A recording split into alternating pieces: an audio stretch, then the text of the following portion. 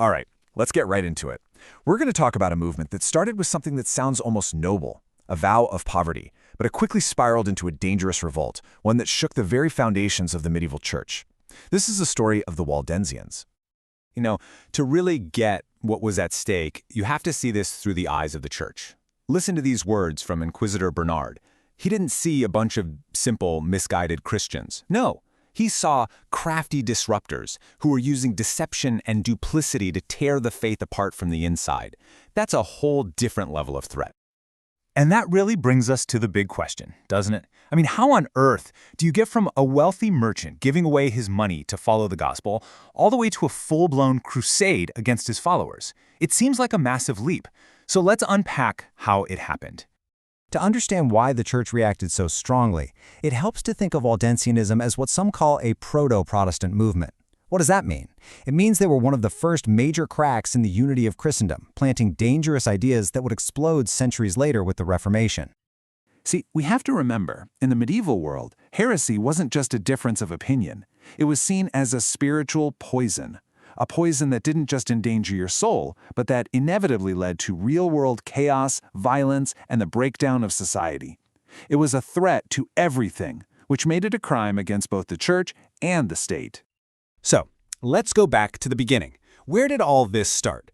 Well, funny enough, it didn't start with rebellion. It started with one man's search for spiritual perfection, a man named Peter Waldo.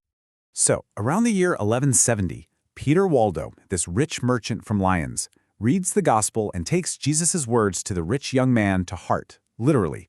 He sells everything he owns, gives the money to the poor, and starts preaching a message of apostolic poverty. And at first, people are drawn to this. They're inspired. But then comes the turning point. They start preaching without the church's permission. The church tells them to stop, and they refuse. That refusal changed everything.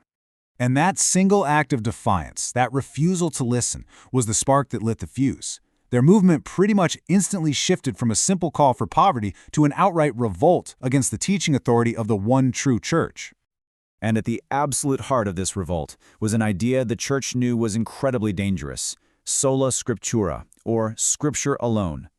They decided that the Bible, and only the Bible, was their authority.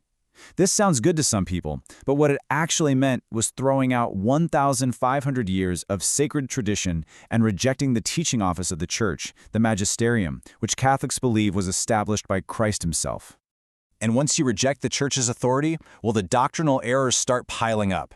They began to deny purgatory, even though the church could point to Scripture as a basis for praying for the dead. They grew hostile to the clergy, basically ignoring St. Paul calling the church the pillar of truth. One by one, their principle of Sola Scriptura led them to abandon core teachings of the Catholic faith. And here's the real kicker. Rejecting a central teaching authority didn't lead them to some purer, more unified faith. Oh no, it led to instant chaos and division among themselves. While some of the main Waldensians still believed in things like the real presence, you had a more radical branch in Lombardy that went completely off the rails.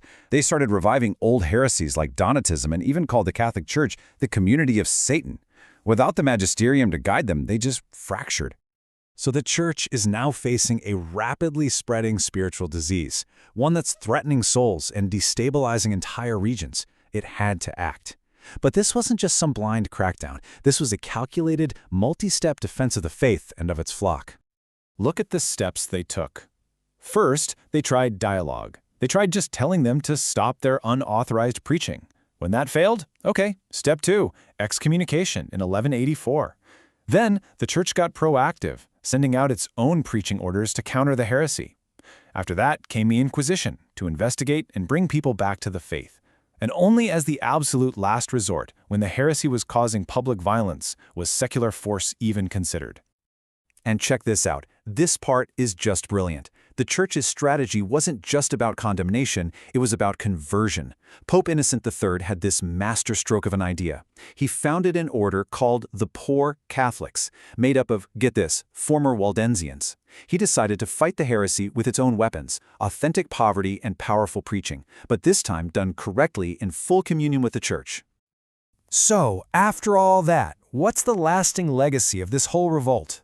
Well, the story of the Waldensians is a powerful lesson, a cautionary tale really, about what happens when you cut yourself off from the vine.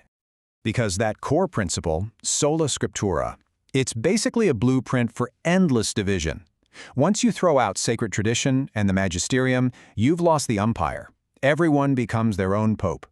This leads to something called restorationism, this constant, arrogant belief that the church has been corrupt for centuries and that your little group is the one that's finally going to get it right. And if you want proof, here it is.